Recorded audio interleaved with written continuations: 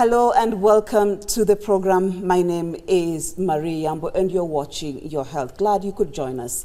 You can interact with us on our social media handles at Marie Yambo at KBC Channel 1 on Twitter, KBC Channel 1 TV on Facebook. This broadcast is also on our YouTube channel. Well, have you been exercising to ensure your stomach looks good on the outside?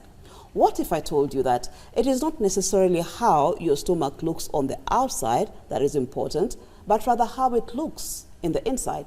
I'm talking about your gut health. So what exactly is gut health and why is it important for overall well-being? Well, Dr. Mary Mushiri holds a PhD in food and nutritional sciences from the University of Reading in the UK. She is also a senior lecturer of food and nutritional sciences at the Karatina University and an expert in gut health. Welcome to the program, Dr. Mushiri. Thank you. Well, later on, we will be joined by Andrew Washira. He calls himself a kombucha guru. Well, kombucha, for those who do not know, is fermented tea and is key to gut health. He will be explaining more later. But first things first, Dr. Mary Mushiri, thank you first of all very much for coming to the studio to talk to us about gut health. But even before we get into gut health in itself, what is the gut? Once more, thank you, Maria, for having me. The gut. By simple explanation, we can look at the gut as this passage that begins from the mouth, down to the stomach, to the small intestines, to the colon, and all the way to the anus. And what about this particular passage? That's where you put in your food, you chew it in the mouth, goes to the stomach, and then after that, it goes to the small intestines, which has the main role of absorption of the nutrients. And then it goes to the colon, or what we call the large intestines, where a lot of water, minerals are also absorbed. And what is not digested then comes out of as an excreta or feces at the anus. Simply, that is what we could call the physiology of the gut. Okay. Yeah. Well explained. So what then is good gut health? A broad question, but I'll attempt to explain it. We will be breaking it down slowly. Break it down generally, slowly. Yes. Besides what I've explained about the gut in physiology, the structure, inside that gut, there are certain components like the enzymes that digest the food. We do also have nervous system connecting the brain to the gut. And more importantly, we do have microorganisms that are also in that gut. Note that not all microorganisms are bad. Inside that gut, there are some very good microorganisms that are also in helping the body to digest the food, besides the enzymes. And inside that gut also, the wall, like I talked about the small intestines having the absorption, the ability to absorb food.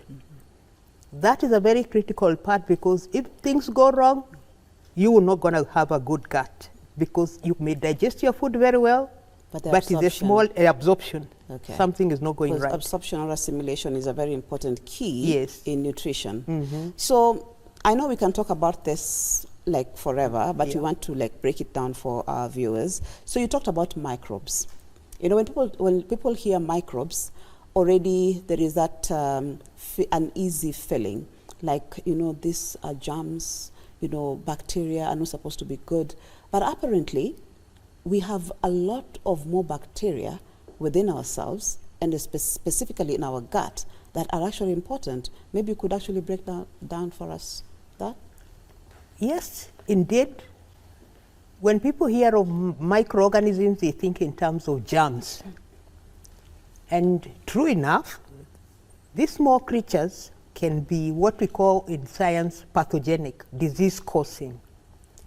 But there are some very good microorganisms within our systems that live in a kind of a symbiotic. Symbiotic means they are balanced. And when you're born as a baby, immediately the colon, or what you're saying about the gut, begins to get certain microorganisms. Depends on the nature of how you were born, whether cesarean or natural birth, whether you are breastfed, and that's why mothers are encouraged to breastfeed their children, because the colonization of the microorganisms is dependent on what you feed, right from birth and later on. So there are good bacteria, some of which you can see they make the yogurts that you're taking, like the lactobacillus. If you look at your container of a yogurt, you will see lactobacillus. If you are advantaged to take some probiotics, you will see bifidobacteria. There are quite a number of good bacteria that have been studied and have been known to be have ability to digest what our human enzymes are not able to digest. And besides that, once they digest, they have got what we call metabolites, byproducts of digestion, which once the byproducts come out of digestion, they adjust the pH in our stomach, so that even if there were some microorganisms that are disease causing, they are killed, because the metabolites, most of them are acidic by nature. So they are a good plus in killing any disease causing germ that you would have eaten by mistake. And so they create an environment in the stomach, or in the small intestine especially. The stomach has its own acid. So we don't concentrate a lot on the stomach, because our natural system, we got hydrochloric acid we produce for digestion. But we come down to the small intestines and we come down to the large intestines. And why those two again? When it comes to movement of a food, small intestines and large intestines take the longest time. Food goes very quickly, stomach starts going to the large intestines, passage is slow. And that's when we have problems, it begins, you start feeling rumbling. You feel it on the lower abdomen. Because that's where things begin to go, like the body saying, no, you have eaten something I'm not happy about. Yeah. And so what then would you say is the role of these microbes then in the gut? First of all, I said it's a natural habitation. It's a natural habitation. To start with. But is affected by a number of factors. Major one which we'll be talking about is about the diet. Yes. But there are other things like even hormones, the way you are feeling, which control your pH and how certain chemicals. You know, we talk about adrenaline. When you're told you have an exam and you are not ready, you quickly feel something is going on. That is what we call adrenaline. And that one will also affect the microorganisms. So the role of those microorganisms, let's say God knew, if we may put it like that, that you need, besides your enzymes, certain microorganisms to work hand in hand.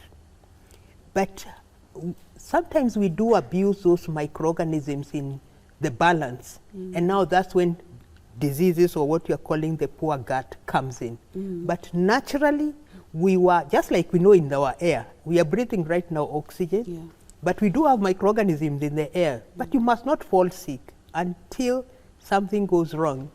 And what the population of the bad ones in the air increase, and you say, oh, we're having virus, oh, COVID, and then there you are, you're sick. Otherwise, we already have them even here with us as we are talking. So do you mean that your gut microbiome, I mean your immune system is dependent on your gut microbiome? A good question. The two are interrelated. A good gut can give a good immunity, and the vice versa.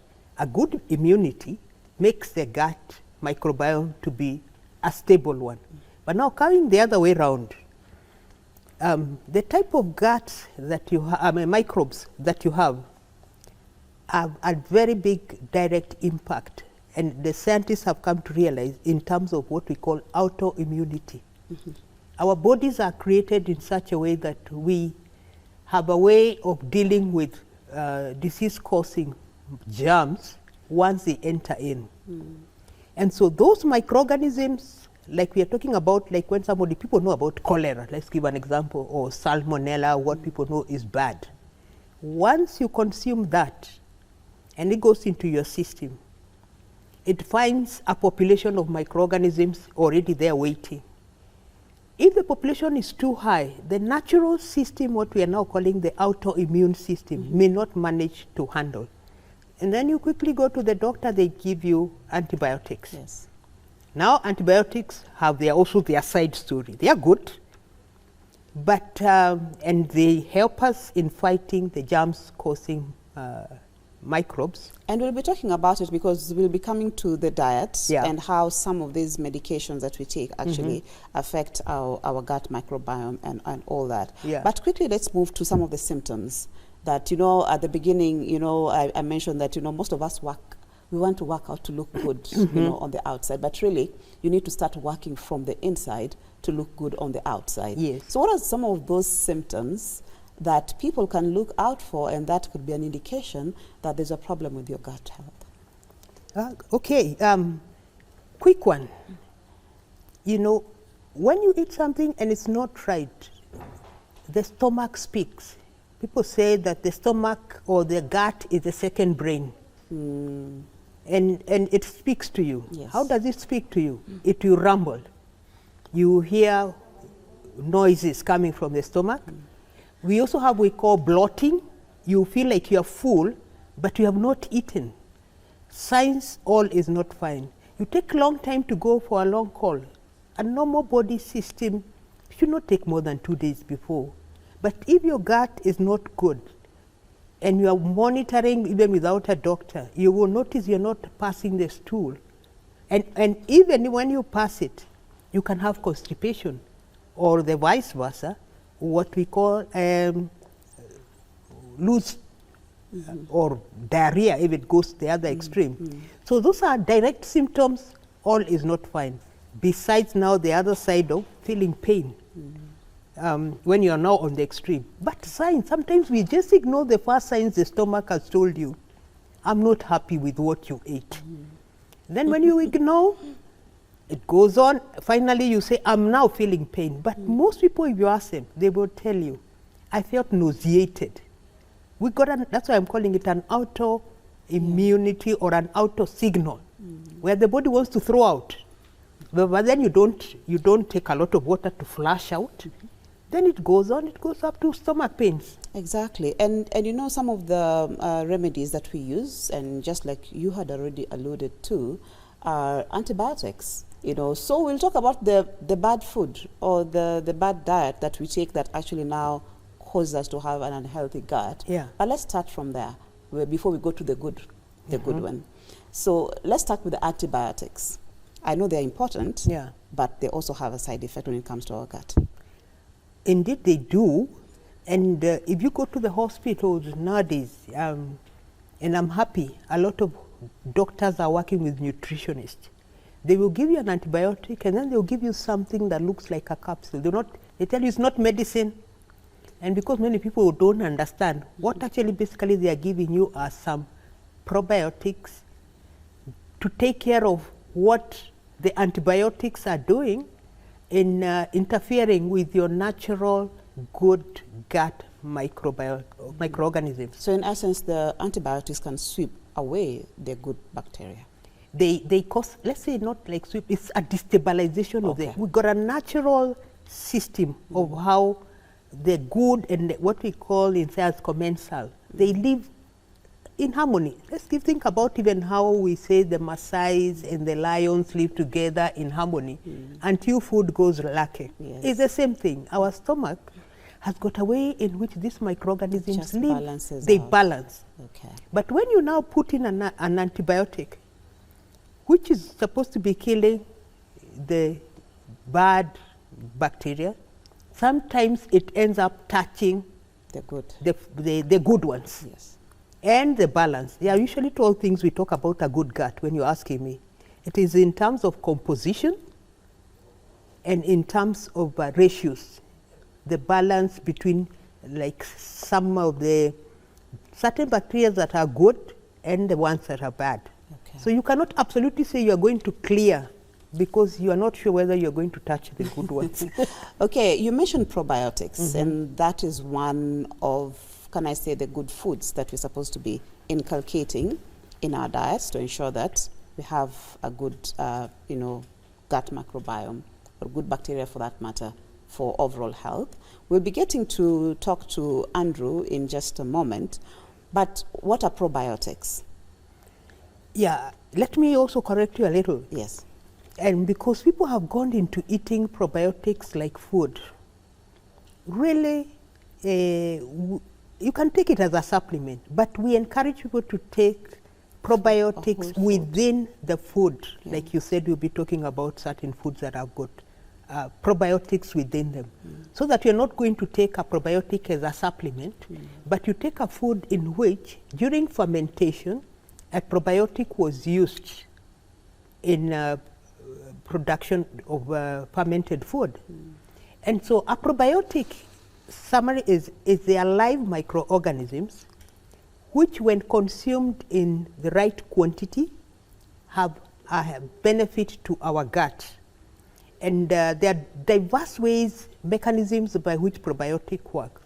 But in summary is that when they land on, especially the large intestines, if there were bad bacteria that were there, they create an atmosphere that, like I was saying about an acidic from their metabolites, that cause those bad bacteria to go. Okay. But also with that, let me quickly add, we also have what we call prebiotics. Pro is O, pre is E, and that's a confusion many people do. The pro are the live microorganisms.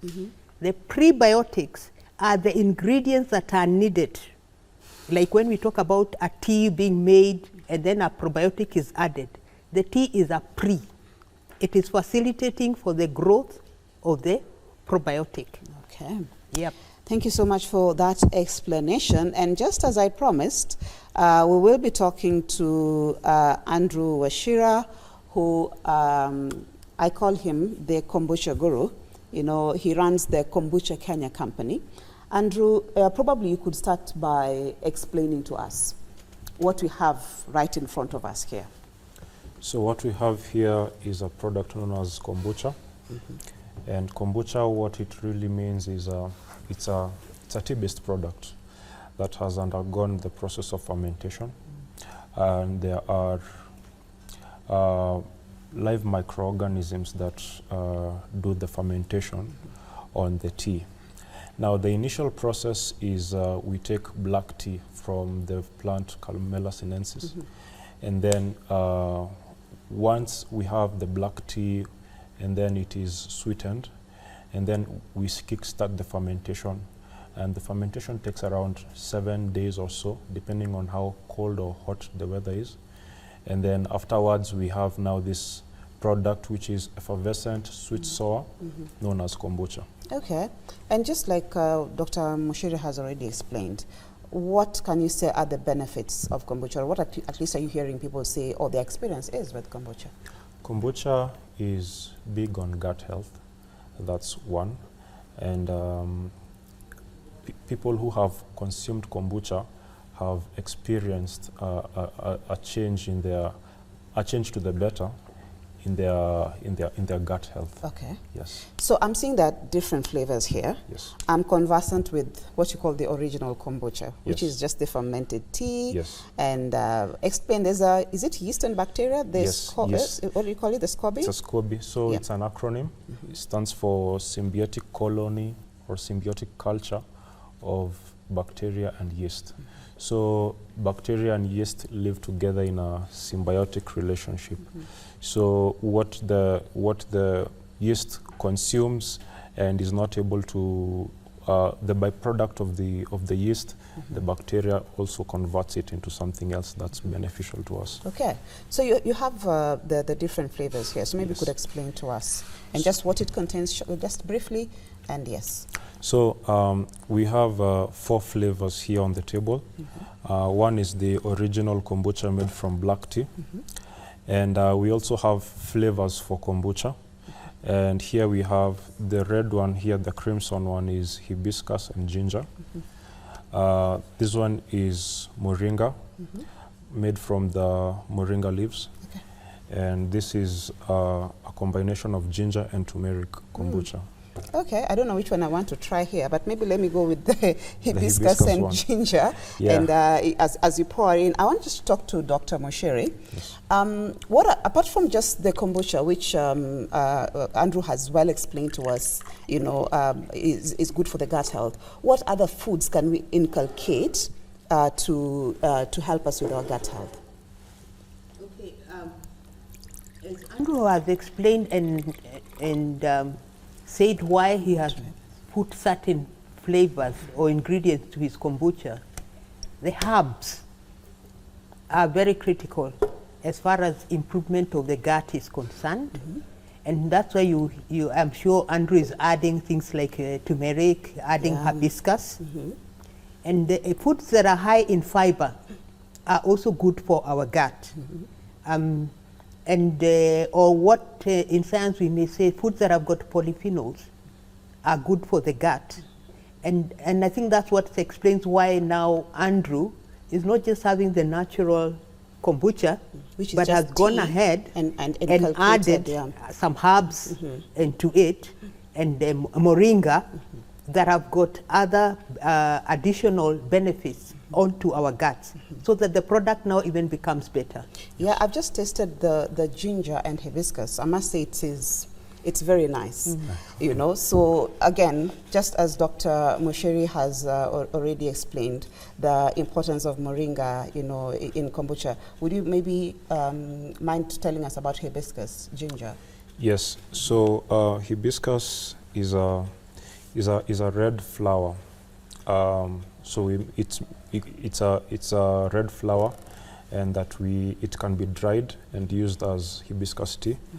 And so hibiscus has it has quite a number of health benefits to the person who's consuming. One of the studies have shown it's good with balancing, it's good for diabetics, it's good for handling blood pressure. Okay. Yeah, and it is also, apart from the health benefits, the taste itself is very amazing. Yeah, exactly. And I think this is something that maybe somebody is trying to get themselves out of the, can I say, sweet drinks? Yes. Or beverages. I do not want to mention brands or anything like that. Yes. This is actually a very good alternative. Yes, this is certainly a great alternative to beverages that have a lot of sugar, and you're trying to cut out on sugar. This is a good alternative for the likes of sodas and the rest. Oh, okay. Yeah. Oh, so what else can you tell us about kombucha that probably we've not mentioned? Well, kombucha is fun. That's one thing. It's fun. I can attest to that. Yeah, kombucha is fun. Yeah. It has from person to person, you'll feel they'll have different testimonies of how they had, the good bacteria that is in kombucha helped them in maybe something that they were going through. As Dr. mentioned, there's something called a balance. Yes. There's a homeostasis. The body has to be in a particular state. And when there is imbalance in something or an element, there may come some issues. So kombucha, especially with people who have yeast overgrowth, you'll hear, so if there's a good balance of the good gut microbiome, so there's no much overgrowth of the yeast. Okay. Yeah. So I mean, it's good for your health, just as you've explained. Yes. And if I know there are people who would want to make this at home, but we do not have the time for you to explain all that. Yes. But how can people find you? Okay, so you can find us at kombuchakenya.co.ke. Also, our Facebook page is Kombucha Kenya. Our Instagram is kombucha_Kenya. Okay, then they'll be able to get in touch with you and get to know even how to be able to get the product. Thank you so much, Andrew, yes, for coming and explaining to us what kombucha is. Yes. It's actually a foreign drink, but kind of being Kenyanized now, if I may put it like that. Then we have the tea Yes. to do it. So thank you so much. So before we close, I would also want to give a chance to Dr. Mushere to be able to tell us her last parting shots in as far as our gut health is concerned. Dr. Mushere. Okay, thank you. Yep, my last parting shot is the fact that, like we have emphasized here, please take care of what you eat, because they say you are what you eat. Exactly. Or they may say let food be your medicine, Or and medicine be your food. The choice is yours. The choice is yours. Exactly. Yeah. So the choice is yours. It's either the food can be your medicine or the medicine becomes your food. So it's upon all of us to take care of our health and hope that this program actually gives you the skills and the know-how to do that. So thank you so much also back at home for tuning in. We hope to see you again next week where we'll still be talking matters health. My name is Marie Ambo. See you next week.